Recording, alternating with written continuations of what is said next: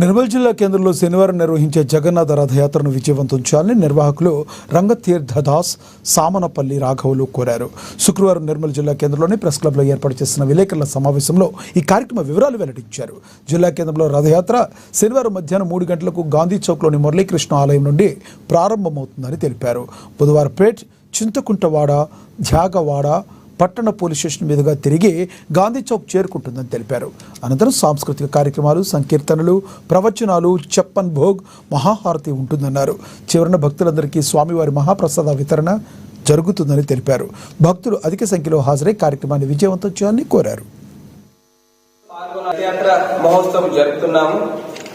సాయంత్రం 3 గంటలకు ఈ రథయాత్ర కార్యక్రమం మొదలవుతుంది.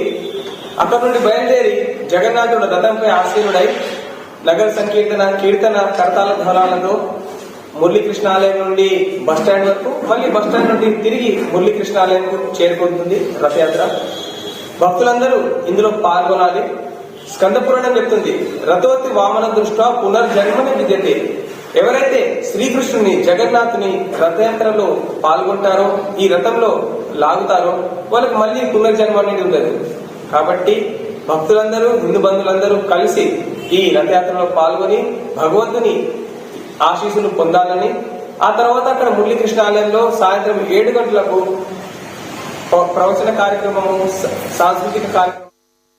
మంచిర్యాల జిల్లా